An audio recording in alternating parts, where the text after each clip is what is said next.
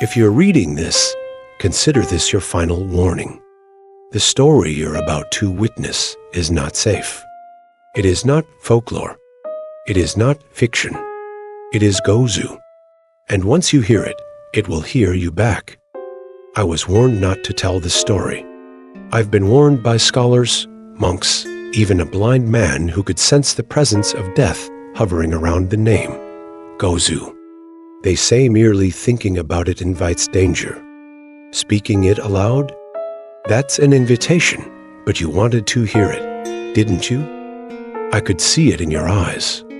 The hunger, the curiosity that kills more than cats. You, just like me, want to know what the story is that no one is allowed to finish telling. They always say, it was too terrifying, or everyone who heard it went mad or died. But what is it? What's inside the tale? Let me take you to the beginning.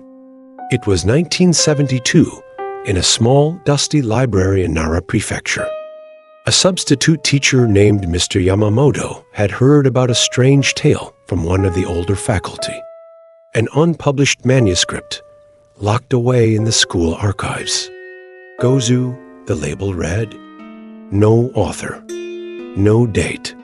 Just a worn black binder, its pages slightly stuck together like they'd been soaked in something thick. Mr. Yamamoto brought it to his literature class of 35 students. The story was to be a treat, something spooky, a change from the usual classics. He began to read aloud. The first page was fine, curious even. The second, students began to shift in their seats. A third, one girl stood up and screamed. No one ever made it to page 4. Ever again. None of the 35 students, nor Mr. Yamamoto, were seen again.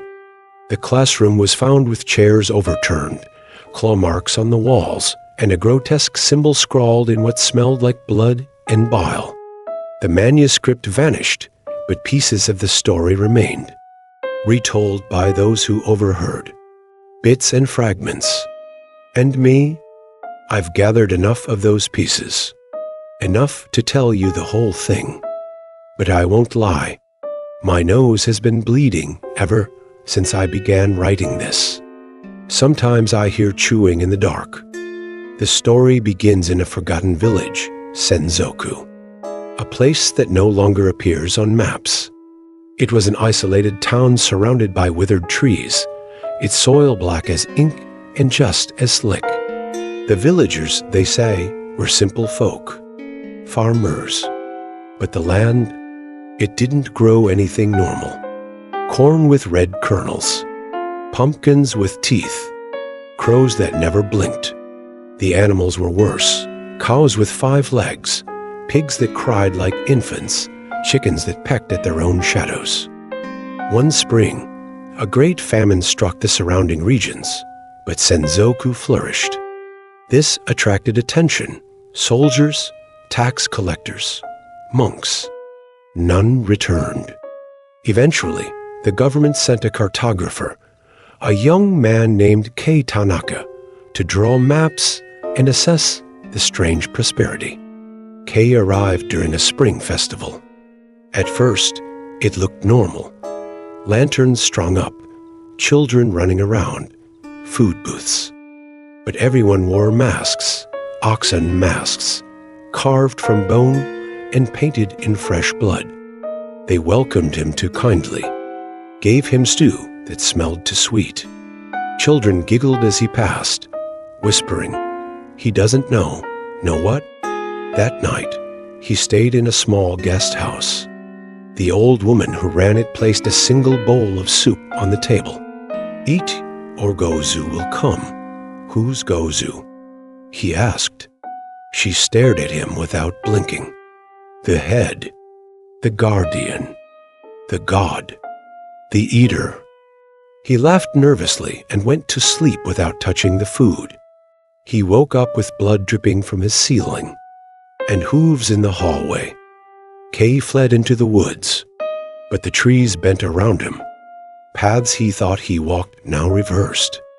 It was as if the village itself was shifting, alive. He stumbled into a clearing where he saw them, the villagers, chanting in a circle, surrounding a giant stone idol.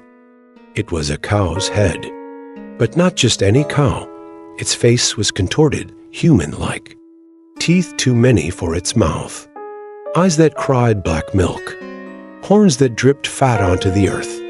Where strange mushrooms grew, out in the center, lay a body, a tax collector. Face twisted in terror, the villagers could open his chest. Not to kill, to feed. The cow head's mouth opened wide, stone cracking, and it consumed the soul. Not the flesh. The soul, Kay was spotted. He ran again, but not fast enough. They caught him, tied him, prepared him. And then Gozu spoke. Not in words, but in a sound. A low moan that vibrated his bones, twisted his thoughts. He saw flashes of other worlds, one where cows walked as men and men bled from their eyes. He screamed. And then silence. Only he didn't die. He woke up a month later in a different city, in a hospital with no tongue. He had tried to tear it out, but he wrote, scribbled, drew the cow head over and over until his fingers bled. Kay disappeared shortly after discharge, but his notebook remained. Researchers found it impossible to translate. The language shifted. Symbols moved when not observed. One linguist went blind. Another tore out her hair and whispered, "The head speaks in circles." Then reports came. A teacher in Kyoto told a story he read in a cursed notebook. 5 students collapsed. Another, in Osaka, heard it secondhand and jumped into traffic. The more people heard it, the faster it spread. Not a story, a virus. They called it Gozu's echo. Whispers across Japan. A moaning in the night. People began dreaming of barns filled with breathing walls, bloodied hooves hanging from rafters, mouths stitched shut, and always, always the head. Watching. Some went mad. Others died. But most simply vanished. Vanished with symbols carved into their homes, onto their mirrors, burned into the floorboards. Years passed. Then came Akiko Takahashi, a journalist for a supernatural tabloid. She didn't believe the myth until she received a package. No return address. Inside, a photograph of Kei Tanaka. He was smiling. He shouldn't have been. His face had been removed posthumously during the autopsy. But here, it was whole, stitched, yet grinning. She followed the trail, found the ruined village, found remnants, animal bones in geometric piles, wind chimes made from vertebrae, and a diary. If you read this, you are already known. She tried to leave, but the roads bent. Her car engine bled. Not leaked, bled. When rescuers found her 3 months later, she was singing lullabies to a wooden carving of a cow's skull, with her fingernails lodged in her gums. She said, "Gozu loves me. Gozu eats me slowly." The internet made it worse. Someone uploaded a thread called The Cowhead Story. It was deleted in less than an hour, but not before it was copied, pasted, read, shared. Those who read it began experiencing symptoms, nosebleeds, fever dreams, audio hallucinations, especially the sound of chewing, files corrupted, screens flickered with hoofed shadows.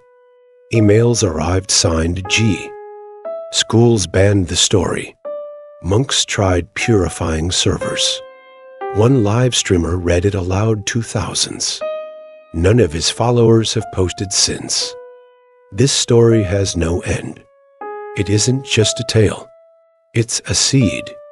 And now it's in your head. You read it. You thought about it. You're wondering, could this be true? Is Gozu real? That's exactly what it wants. Don't look behind you. Do not dream tonight. Do not eat beef. If you hear a low, wet moaning outside your door, don't open it. Some stories should never be told. But now it's too late. Gozu has heard you.